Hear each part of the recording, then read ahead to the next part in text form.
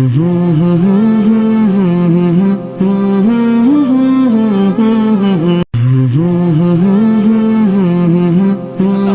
ہیں کہ دنیا تو ہم نے تمہارے لیے بنائی مگر تمہیں دنیا کے لیے نہیں بنایا، تمہیں تو آخرت کے لیے بنایا۔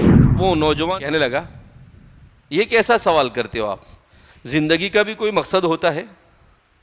میں تو سمجھتا ہوں کہ زندگی کا کوئی مقصد نہیں ہوتا ہے۔ نضيء بنورنا الدنيا وننشر في الفضاء أملا ونعلي عزم همتنا فمن طلب العلا وصل۔ ایک داعی ہے، وہ لکھتے ہیں کہ میں امریکہ کے ایک ہوٹل میں کھانے کے لیے گیا تو میں نے جو نوجوان کھانا ویٹر تھا اس سے پوچھا کہ آپ کی زندگی کا مقصد کیا ہے؟ کیا پوچھا میں نے؟ آپ کی زندگی کا مقصد کیا ہے؟ کہا وہ نوجوان میرا منہ دیکھنے لگا اور کہنے لگا یہ کیسا سوال کرتے ہو آپ، زندگی کا بھی کوئی مقصد ہوتا ہے؟ کیا کہنے لگا وہ؟ زندگی کا بھی کوئی مقصد ہوتا ہے؟ کہا مجھے تو زندگی میں پہلی بار کسی نے ایسا سوال کیا، میں تو سمجھتا ہوں کہ زندگی کا کوئی مقصد نہیں ہوتا ہے۔ پھر وہ فرماتے ہیں میں اسے لے کر بیٹھا، جب اسے سمجھانے لگا تو نوجوان کہنے لگا کہ یہ ساری بات آپ کہاں سے بیان کر رہے ہو؟ آپ نے کہا میں قرآن اور حدیث سے بیان کر رہا ہوں۔ تو اس نوجوان نے کہا کہ آج مجھے پتا چلا کہ انسان اس دنیا کے اندر میں کسی مقصد سے آیا ہے، آج مجھے پتا چلا، ورنہ آج تک میں ایسے ہی سمجھتا تھا کہ دنیا میں آئے کھائے پئیں گے اور چلے جائیں گے، کچھ ہونے والا نہیں۔ کہا نہیں، قرآن کریم میں اللہ رب العزت نے بیان کیا کہ اس دنیا کو اتنا زبردست بنایا ہم نے، اس دنیا میں ہم نے چاند اور سورج کو تمہاری خدمت میں لگا دیا۔ یہ چاند اور سورج کیا ہے؟ خلق لکم ما فی السماوات و ما فی الارض، اللہ فرماتے ہیں آسمان اور زمین میں جو کچھ ہے ہم نے اے انسان یہ سب کچھ تمہارے لیے بنایا۔ یہ چاند اور سورج یہ میرے اور آپ کے خادم ہے، یہ ہماری خدمت میں لگے ہوئے ہیں۔ یہ زمین یہ انسان کی خدمت کرتی ہے، یہ درخت یہ انسان کی خدمت میں لگا ہوا ہے، کائنات کی ہر چیز یہ انسان کی خدمت کرتی ہے۔ مگر حدیث پاک میں رسول اللہ صلی اللہ علیہ وسلم نے ارشاد فرمایا کہ الدنیا خلقت لکم وانتم خلقتم للآخرہ، کہ اللہ فرماتے ہیں کہ دنیا تو ہم نے تمہارے لیے بنائی مگر تمہیں دنیا کے لیے نہیں بنایا، تمہیں تو آخرت کے لیے بنایا۔ کونوا ابناء الدنیا کونوا ابناء الآخرۃ ولا تکونوا ابناء الدنیا، لہذا تم اپنی آخرت کی تیاری کرنے والے بن جاؤ اور تم دنیا کے پیچھے دوڑنے والے نہ بنو۔ انسان یہ سمجھتا ہے کہ وہ اس دنیا میں آیا ہے، کیا ہے؟ مرنے کے بعد کچھ نہیں ہونے والا ہے۔ نہیں، میں اور آپ مسلمان ہیں، میرا اور آپ کا یقین ہے کہ دنیا کی زندگی وَمَا هَذِهِ الْحَيَاةُ الدُّنْيَا إِلَّا لَهْوٌ وَلَعِبٌ، قرآن میں اللہ فرماتے ہیں کہ دنیاوی زندگی تو کھیل اور تماشا ہے۔ کیا مطلب؟ کہ انسان پورا دن نہیں کھیلتا ہے، دن میں ایک آدھ گھنٹہ کھیلتا ہے، تو آخرت کے زندگی کے مقابلے میں دنیا کی زندگی کی حیثیت اتنی ہی ہے جتنا انسان انٹرٹین کے لیے تھوڑا سا کھیلتا ہے۔ کہا یہ دنیا کی زندگی اتنی ہی ہے۔ وَإِنَّ الدَّارَ الْآخِرَةَ لَهِيَ الْحَيَوَانُ، اور آخرت کی زندگی یہ ہمیشہ ہمیش کی زندگی ہے۔ وہاں پر انسان کو موت نہیں آئے گی، وہاں پر انسان کو ہمیشہ ہمیشہ رہنا ہے، مگر وہاں پر انسان کے لیے دو ہی ٹھکانے ہیں، اما جنت و اما نار، یا تو وہ جنت میں اس کا ٹھکانہ ہوگا یا جہنم میں اس کا ٹھکانہ ہوگا۔ اگر اس نے اس دنیا کے اندر اپنے عقیدے کو، اپنی فکر کو، اپنے اخلاق کو، اپنے کردار کو، اپنے اعمال کو، اپنی زبان کو، ان تمام چیزوں کو اللہ کی مرضی کے مطابق استعمال کیا تو کل قیامت کے دن ہمیشہ ہمیش کی زندگی میں سکون اور اطمینان کے ساتھ رہے گا۔ اور اگر اس نے اس دنیاوی زندگی کے اندر میں اپنے اخلاق کو نہیں سنوارا، اس نے اس دنیاوی زندگی میں نہ اللہ کے حقوق کو ادا کیا، نہ اللہ کے رسول کے حقوق کو ادا کیا، نہ قرآن کے حقوق کو ادا کیا، نہ ایک دوسرے انسانوں کے حقوق کو ادا کیا، نہ والدین کے حقوق کو ادا کیا، نہ اس دنیا میں زندگی میں آنے کے مقصد کو اس نے حاصل کیا، تو اس زندگی میں انسان کے لیے سوائے خسارے اور سوائے عذاب کے اور کچھ نہیں ہے۔ اسی لیے قرآن کریم میں اللہ رب العزت ارشاد فرماتے ہیں کہ جب انسان جہنم میں ڈال دیا جائے گا اور جہنم کے ہولناک عذاب میں مبتلا ہوگا تو اللہ سے کہے گا لو ان لنا کرۃ فنکون من المحسنین، اے اللہ ایک بار پھر دنیا میں بھیج دے، میں اتنے اچھے اعمال کر آؤں گا کہ اب کی بار اگر تو دنیا میں بھیجے گا تو سوائے نیکی کے اور کچھ کروں گا ہی نہیں۔ اللہ کہیں گے تو کہاں پر جا کر رہے گا؟ ہم نے زمین کو ختم کر دیا، ہم نے سورج کو ختم کر دیا، ہم نے آسمان، پہاڑ، سمندر سب کو ختم کر دیا، کوئی زمین نہیں، کوئی چیز نہیں ہے، اب تو تجھے ہمیشہ یہیں پر رہنا ہے۔ ایک جگہ پر قرآن کریم میں اللہ رب العزت ارشاد فرماتے ہیں کہ جب جہنم کا عذاب جہنمیوں کو لپیٹ میں لے گا اور وہ پریشان ہو جائیں گے تو وہ فرشتے کو مخاطب کرتے ہوئے کہیں گے یخفف عنا یوما من العذاب، کچھ تو کرو، ایک دن عذاب کو ہلکا کر دو۔ کیا کہے گا؟ ایک دن عذاب کیا کر دو؟ ہلکا کر دو۔ عذاب کی چھٹی نہیں بلکہ کیا کر دو؟ عذاب، روزانہ جو عذاب ہوتا ہے اس عذاب میں تھوڑا سا ہم کو ریلیکس مل جائے، تھوڑا سا ہلکا ہو جائے تب بھی ہمارے لیے کافی ہے۔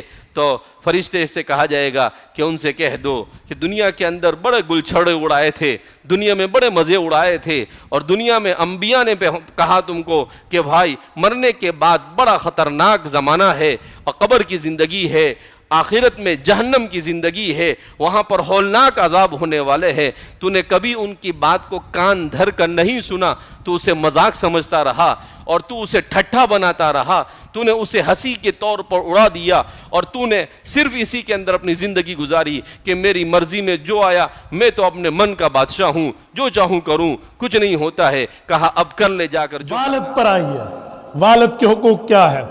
رسالت مآب الاسلام کا فرمان امام ابو عیسیٰ ترمذی رحمہ اللہ جامع ترمذی جلد اول میں لائے ہیں، فرمایا اے شخص اگر تو یہ بات سمجھتا ہے کہ مجھ سے میرا اللہ کا تعلق کیسا ہے، اللہ مجھ سے راضی ہے یا اللہ مجھ سے ناراض ہے، تو موت سے پہلے معلوم کرنا چاہتا ہے، مرنے سے پہلے اطلاع پانا چاہتا ہے کہ اللہ راضی یا اللہ ناراض، حضور پاک نے فرمایا رضا الربی فی رضا الوالد و سخط الربی فی سخط الوالد، اپنا اور اپنے ابا کے ریلیشن کو دیکھ، اپنے اور اپنے ابو کے تعلق کو دیکھ، اپنے اور اپنے والد کے معاملے کو دیکھ، اگر تیرا والد تیرے معاملات سے خوش ہے، تیرا اللہ تجھ سے خوش ہے، تیرا والد تجھ سے ناراض ہے، تیرا اللہ تجھ سے ناراض ہے۔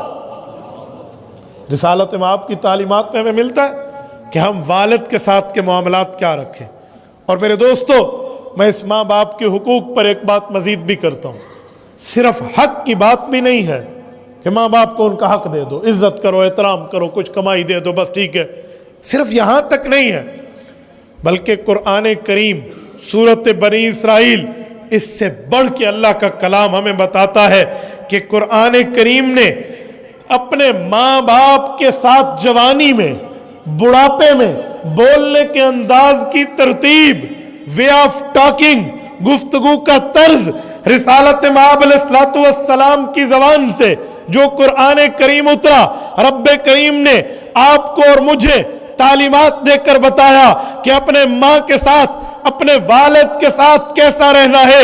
میرے دوستو، یہ قرآن کریم کی سورت نمبر 17 سورت بنی اسرائیل کی آیت نمبر 23 پڑھنے لگا ہو، رب کریم قرآن کریم میں ارشاد فرماتے ہیں، فرمایا وَقَضَى رَبُّكَ أَلَّا تَعْبُدُوا إِلَّا إِيَّاهُ وَبِالْوَالِدَيْنِ إِحْسَانًا۔ وَقَضَى، اللہ نے ڈیسیژن کر دیا، فیصلہ لے لیا ہے، اللہ تعبدوا الا اياه، تمہیں توحید ماننی ہوگی، اللہ کو وحدہ لا شریک ماننا ہوگا، جبین نیاز کو رب کریم کے سامنے صرف جھکانا ہوگا، کسی اور جگہ تمہارا سر نہ جھکے، کسی اور جگہ تم شرک میں مبتلا نہ ہو جاؤ، توحید کی امانت کو سینوں میں موجزن رکھ لو۔ وَقَضَى رَبُّكَ أَلَّا تَعْبُدُوا إِلَّا إِيَّاهُ، صرف اللہ کی عبادت۔ سنو فیصل آباد کے غیوروں، جب بھی قرآن میں توحید کا ذکر آتا ہے، ساتھ رسالت کا ذکر رب کریم فرماتے ہیں، رب کا ذکر آتا ہے، نبوت کا ذکر آتا ہے، خدائی کے بعد मुस्तफाई की बात करना कुरान करीम का तर्ज इस्तेदलाल है, पर यह आयत वहीदुल अस्र व ज़मान वो मकाम है जहां पे रब ने तौहीद के बाद नबुव्वत की बात नहीं की, खुदाई के बाद मुस्तफाई की बात नहीं की। अगरचे अल्लाह के बाद रुतबा पैगंबर का है, बादस खुदा बुजुर्ग तू ही किस्सा मुख्तसर है, लेकिन माँ बाप की अजमत, माँ बाप की इज्जत, माँ बाप के मामलात को तुम्हें और मुझे समझाने के लिए रब ने तौहीद के बाद माँ के हुकूक, बाप के हुकूक बताए। फरमाया इल्ला इबादत अल्लाह की है, वबिल वालिदैन एहसाना, माँ बाप के साथ उसने सलूक करना। यहाँ रिसालत का लफ्ज नहीं है, अगरचे अल्लाह के बाद नबुव्वत का मसला है, अल्लाह के बाद रसूलुल्लाह का ईमान हमें हमारे ऊपर लाजिम है, लेकिन इस मौके पे जहां माँ बाप की बात आती है, रब तौहीद के बाद माँ बाप का जिक्र करते हैं। कुरान करीम का एक मौका और भी है, वो क्या है?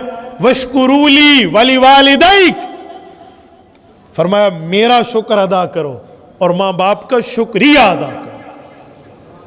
मेरे दोस्तों वजह क्या है कि माँ बाप को रब तौहीद के बाद लेकर आ रहे हैं? तो मेरे दोस्तों हदीस पाक ने बताया कि अपने माँ बाप से ताल्लुक देख, वो तुझसे राजी तो रब राजी, वो नाराज तो रब नाराज, ये हुकूक में दाखिल है। अच्छा मैं कह रहा था सिर्फ हक नहीं है, कुछ आगे भी है, वो ये लफ्ज है वबिल वालिदैन एहसाना। एहसान किसे कहते हैं? एहसान का मादा हुस्न है। हुस्न किसे कहते हैं? आप और हम बखूबी जानते हैं कि हुस्न का माना बदसूरती नहीं है, खूबसूरती है। हुस्न हसीन, हसीन जमील, ये जो हम जुमले कहते हैं ये खूबसूरत पर जजते हैं कि हुस्न जमाल है, हसीन है, हुस्न है, प्यारा है, खूबसूरत है। तो रब फरमाना चाहते हैं सिर्फ हुकूक वाला ताल्लुक नहीं रखना, माँ बाप से ताल्लुक ऐसा हो जिसे कहा जाए हसीन ताल्लुक है। वबिल वालिदैन एहसाना, और एहसान का लफ्ज है, खाली हुस्न भी नहीं है। एहसान किसे कहते हैं? हक बने फिर दो, इसे एहसान कहते हैं कि हक न बने फिर भी दो। एहसान का मतलब क्या है? हक बने तब खिदमत करो, वो तो हुकूक की अदायगी है। नहीं नहीं, रब करीम जो बताना चाह रहे वबिल वालिदैन एहसाना, तो हुकूक की बात करता है, रब माँ बाप पे एहसान की बात करता है। वबिल वालिदैन एहसान। अच्छा वो एहसान क्या है? एहसान की तरतीबें क्या है? रब करीम इस बात की तशरीह खुद फरमाता है, दलालतुल लफ्ज नहीं है, ये इबारतुन नस है, कुरान करीम का मतन है। फरमाते इम्मा यबलुगन्ना इंदकल किबर अहदुहुमा औ किलाहुमा फला तकुल लहुमा उफ़्फ़िन वला तनहरहुमा वकुल लहुमा कौलन करीमा। तेरे माँ बाप जवान थे, तू बच्चा था, ठीक हो गया, तूने जैसे कैसे तैसे गुजार लिया, लेकिन अब तेरी जवानी आई, माँ बाप पे बुढ़ापा आया, तेरे हाथ में कुव्वत आई, उनके हाथों में लर्जा आया, तेरे कान की सुनवाई बढ़ी, उनकी कमजोर हुई, तेरी बीनाई तकड़ी हुई, उनकी आंखों पर चश्मा लगा। अब जरा ब्रेक लगा कर बात करने का अंदाज सीख, अब गुस्से की ब्रेकें लगा। इम्मा यबलुगन्ना इंदकल किबर, जब तूने इन पर बुढ़ापे के असरात देखे हैं, ज़ौफ़ की निशानियां देखी हैं कि अब माँ बाप के साथ मामला मेरा कैसे, फरमाया वो दोनों या उनमें से किसी एक की बचपन में यूं शादी हुई कि माँ छोटी और बाप बड़ा, या बाप छोटा और माँ बड़ी, कुछ भी हो, औ किलाहुमा या अहदुहुमा, दोनों या उनमें एक बुढ़ापे को पहुंच गया, फिर तेरी बात का अंदाज क्या होगा? फला तकुल लहुमा उफ, तेरी जवानी अपनी जगह, लेकिन माँ बाप के सामने उफ न कहना। इस उफ का मतलब क्या है? ये उफ उर्दू वाला नहीं है, उफ चीज में दर्द हो गया, उफ थक गया हूं, ये वो उफ नहीं है, ये उफ कुरानी इस्तिलाह है। उफ़्फ़िल लकुम वलिमा तअबुदून मिन दूनिल्लाह। उफ का माने बेजारी, उफ का माने आंखें चुराना, उफ का माने माँ बाप के हुकूक खा जाना। फरमाया फला तकुल लहुमा उफ, तेरे किरदार से माँ बाप से बेजारी न झलके, उनसे हटना ना हो, उनसे आंखें चुराना नहीं है, उनसे मामला खत्म नहीं करना। फला तकुल लहुमा उफ। अच्छा वो गुस्सा कर जाएं, بظاہر میں سمجھوں بات غلط ہے تو سمجھاؤں کیسے, کس طرح کہوں؟ ابو تو غلط ہے, یا کہوں ابا جی میں یوں سمجھاؤں؟ تو قرآن کہتا ہے فلا تنہرہما, تیری گفتگو میں یوں نہ ہو کہ تو اپنے باپ کو جھڑک کے بات کر رہا ہے, اپنی ماں سے غصے میں بول رہا ہے. فلا تنہرہما, اللہ جب غصے میں بات نہیں کرنی, بیزاری بھی نہیں کرنی, تو کرو کیا؟ فرمایا وَقُلْ لَهُمَا قَوْلًا كَرِيمًا, قول کریم اختیار کرنا. قول کریم کیا ہے؟ کریم کرم سے نکلا ہے. کرم کا مطلب کیا ہوتا ہے؟ دکان پہ گئے, یہ کپڑا کتنے کا ہے؟ اتنے پیسے کا ہے, اتنا دے دیا, یہ حق ہے. اس سے بھی کم دے رہا ہے دکاندار, کیوں؟ کہ تو میری مسجد کا امام صاحب ہے, تو ہمارا مولوی صاحب ہے, تو ہمارا بزرگ ہے, چل تیرے ساتھ میں رعایت کر, کنسیشن, مہربانی کر رہا ہوں. مہربانی حق نہیں ہوتا, مہربانی کسی وجہ سے ہوتی ہے. مہربانی ریزیبل ہے, کوئی وجوہات کی بنیاد پہ ہے, ایسے نہیں ہوتی. تو مہربانی میں حق نہیں بنتا, لیکن پھر بھی دے دیتے ہیں. حق نہیں ہے پھر بھی دے دیا, یہ مہربانی ہے. قرآن کہتا ہے وَقُلْ لَهُمَا قَوْلًا كَرِيمًا, یہ نہ دیکھنا کہ ماں باپ کے ساتھ میں نے حقوق سیدھے کیے ہیں, حق نہ بھی بنے تو قول کریم مہربانی کے انداز میں گفتگو کرنا, مہربانی کے انداز میں. اور میں نوجوانوں تمہیں کہتا ہوں, ماں باپ کبھی جھڑکنے پہ آ جائیں نا, یا شادی ہو جانے کے بعد ماں باپ کبھی غصہ کر لیں, تو وہ غصہ نہیں کرتے, وہ دیکھتے ہیں کہ یہ بدل تو نہیں گیا, وہ چیک کرتے ہیں. اور تم نے اس امتحان میں اگر ناکام ہو گئے تو پھر کیا دعائیں لوگے ماں باپ کی؟ دعائیں کرائی نہیں جاتی, دعائیں لی جاتی ہیں. جیسے دعائیں پڑھی نہیں جاتی, دعائیں مانگی جاتی ہیں, ویسے دعائیں کرائی نہیں جاتی, دعائیں لی جاتی ہیں. کیا تو نے دعا میں کیا؟ میرے دوستو, اس لیے بات وہ جو بات آپ کے دل میں دوسرے کا احساس پیدا کر دے. ہمارے ایک دوست ہے, وہ ایک کمپنی کے باس ہیں, ان کے انٹرویو لینے کی ترتیب اپنی ہے. بندہ آیا, کیا کوالیفیکیشن ہے, سی وی دکھائیں, یہ دکھائیں, وہ دکھائیں, یہ جو نارمل روٹین ہے ان کی یہ نہیں ہے. وہ مختلف انداز پہ امتحان میں بندے کے انٹرویو لے لیتے ہیں. مثلاً کوئی ایک بندہ ہے, وہ آ کر بیٹھ گیا, سر میں انٹرویو کے لیے, جی بیٹھ جائیے. ابھی اس کے پاس جو ڈاکومنٹیشن ہے وہ ساری موجود ہے, وہ فائل اس نے اپنے پاس رکھی ہوئی ہے. ایک بندہ آ گیا, وہ ڈیلیوری والا جو گھر میں آ کر چیزیں پہنچاتا ہے, اس نے آ کر کہا سر یہ کھانا لے لو, یہ چائے لے لو, یہ برگر لے لو, یہ پیزا لے لو, جو بھی اس ڈیلیوری کے لیے آرڈر دیا تھا وہ آ گیا. اس نے کہا 2 گھنٹے لیٹ ہو گیا, تو تجھے شرم نہیں آتی؟ نہیں لیتے تیری, جا دفع ہو جا, میں ابھی جا کر تیرے آفس میں شکایت لگا رہا ہوں کہ تم یوں غلط کر دو. وہ کہتے ہیں سر اللہ کے لیے پیسے مجھ سے لے لیں اپنے, لیکن شکایت نہ لگائیں, میری آدھی سیلری کٹ جائے گی. نہیں میں تو شکایت, جا ایسی اس پہ خواہ پہ چڑھائی کر دے. اور جب وہ پریشان ہوا تو کہا جا دفع ہو جا, اٹھ جا. اب جب اسے بھگایا نا, تو یہ انٹرویو والا کوئی تو ریئیکٹ کرے گا نا, کچھ تو بولے گا. اگر یہ کہتے جی بالکل لوگ ہیں ہی ایسے, تو اس نے سمجھ جانا ہے کہ اس کے دل میں دوسرے کا احساس کتنا. ایک بندہ انٹرویو دینے گیا تو وہ بیٹھا ہو تو وہ اٹھ پڑا. اس نے اسے کہا یہ کھانا مجھے دے دے, پیسے میں دیتا ہوں. کہا کیوں, تو مجھے انٹرویو دینے نہیں آیا؟ اس نے کہا پہلے انٹرویو دینے آیا تھا نوکری کے لیے, اب مجھے نوکری نہیں چاہیے. تم ایسے اخلاق کے مالک لوگ ہو. وہ اٹھنے لگا تو اسے باس کہتا ہے, وہ بھی اس کا اپنا بندہ تھا, کہا آپ کی نوکری پکی ہے, آپ نے صرف تمہیں سمجھانے کے لیے ناٹک کیا ہے. یہ ہوتی ہے ترتیبیں, وہ چیک کیا جاتا ہے نا. تو یہ کمپنی کے باس کی اور ایک امپلائی کا جو ہے نا کیا کہتے ہیں ریلیشن شپ ہے. تو جہاں ماں باپ کا تعلق ہو, جس نے اپنی ماں نے پیٹ میں رکھا, وہ بھی تمہیں 2 جملے جھڑک کے بول دے, تمہیں دیکھنا چاہتی ہے کہ بدل تو نہیں گیا. تو اس لیے لاج رکھا کرو.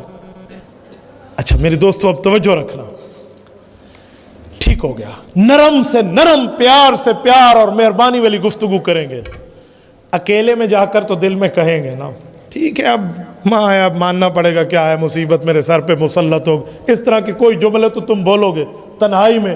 رب فرماتا ہے یاد رکھو تنہائی کی باتیں بھی میں سنتا ہوں. پھر تم نے کیا کرنا ہے؟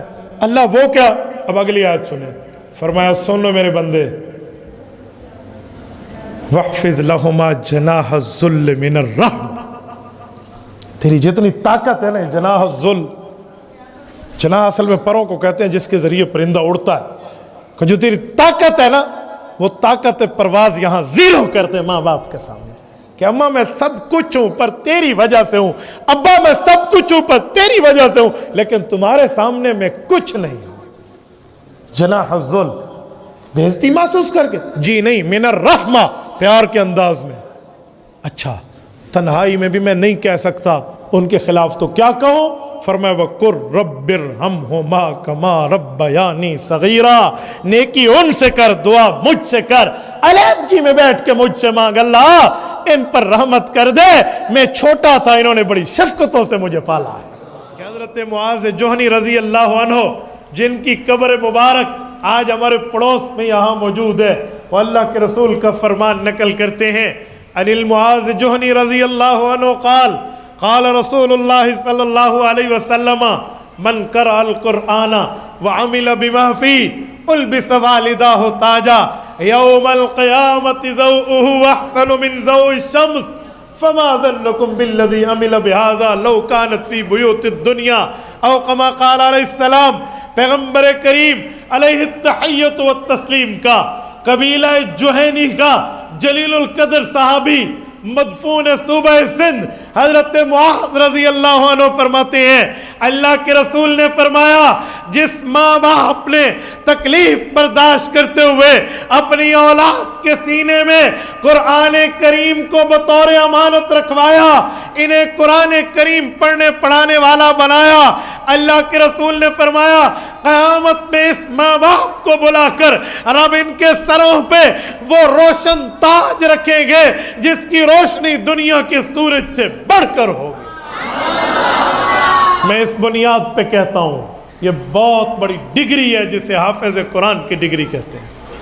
اور ایک تیسری روایت بھی پڑھنے لگا ہوں، شیخ الحدیث مولانا محمد زکریا کاندلوی رحمہ اللہ فضائل اعمال میں ذکر کرتے ہیں، میں اردو کتاب کا حوالہ دیتا ہوں تاکہ آپ اس کو دیکھ سکیں، میں اس کی جگہ مسند احمد کا حوالہ دوں، آپ کہیں گے ہم نے عربی کتاب نہیں دیکھی، میں اردو حدیث کی کتاب فضائل اعمال فضائل قرآن کا حوالہ دینے لگا ہوں۔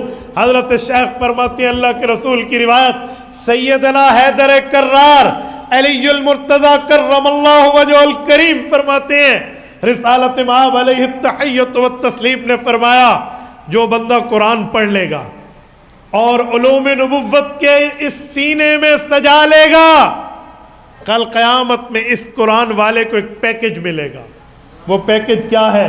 رب کریم اس سے بلا کے کہیں گے تو نے میری کتاب کی عزت کی، میرے فرمان کی عزت کی، میرے کلام کی عزت کی، میں آج تیری عزت مجمع کے سامنے کر رہا ہوں، اپنی فیملی کے پاس جا، خاندان کے پاس جا، عشرۃ من اہل بیتہ کلہم وجبت علیہ النار، وہ 10 بندوں کی لسٹ لے کر آ جا جن پر جہنم واجب ہو چکی ہے، جو دوزخی بن چکے ہیں لیکن تیرے فیملی ممبر ہیں، تیرے خاندانی ہیں، تیرے عزیزان اور رشتہ داران ہیں، ان کی لسٹ لے آ۔ مولا میں لسٹ لے آیا، بتائیں کیا ہوگا؟ فرمایا میں اللہ خداوندی آرڈر جاری کر رہا ہوں، تیرے قرآن سے محبت کی وجہ سے ان 10 کو جنت جانے کا حکم کر رہا ہوں۔ میرے دوستو یہ قیامت میں اس کا اعزاز ہے جو اس مدرسے سے قرآن کریم پڑھ کے نکل رہا ہے۔ اور میں ایک جملہ کہہ رہا ہوں سنو، اس بنیاد پہ یہ تینوں روایتیں جنت کے درجوں کے اسکیل، نمبر 2 حافظ قرآن کے ماں باپ کے سر پہ تاج، اور نمبر 3 یہ بہت بڑا پیکج جنتی بنانے والا جہنمیوں کو، تو یہ جو حفظ قرآن کی ڈگری ہے اس پر یہ 3 انعام ہے۔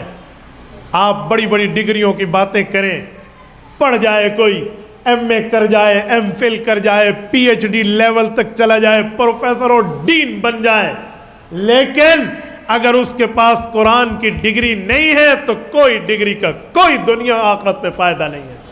چند محدود متاع ہے، ایک وقت کی ہے، 2 ٹائم کی روٹی کا گزارا چل رہا ہے، لیکن جب آنکھ بند ہوگی جس ڈگری نے تمہیں اعزاز دینا ہے وہ یہ حفظ قرآن کی ڈگری ہو۔ دنیا کی تمام ڈگریز سے بڑھ کے ڈگری ہے، دنیا کے تمام سرٹیفکیٹ سے بڑھ کے سرٹیفکیٹ ہے، دنیا کے تمام عہدیداروں کی عزت سے بڑھ کے عزت اس قرآن کریم والے کی ہے جس نے اپنے سینے میں اللہ کے قرآن کو محفوظ کیا ہے۔ اور سنیں اللہ رب العزت نے قرآن کریم کی برکت سے اس بندے کو یہ مقام دیا، اس کے والدین کو یہ مقام دیا اور اس کے فیملی ممبرز کو یہ مقام دیا۔ میں آپ لوگوں کے ضمیر پر بلکہ غیرت کے دروازے پہ دستک دیتے ہوئے کہتا ہوں، سنو، آج ہم کاروبار کرتے ہیں تو ایک اپنا تجارت کے لیے مشیر رکھتے ہیں، کوئی عدالتی مسئلہ آ جائے تو لیگل ایڈوائزر رکھتے ہیں، اپنا قانونی مشیر رکھتے ہیں۔ اسی طرح بندہ بیمار ہو جائے تو ڈاکٹر اور فیملی ڈاکٹر ہم رکھتے ہیں، بھی یہ ہمارا گھریلو ڈاکٹر ہے۔ تو بھائی دنیا کے معاملات کے لیے تم نے تجارتی مشیر بھی رکھے، قانونی ماہر بھی رکھے، فیملی ڈاکٹر بھی رکھے۔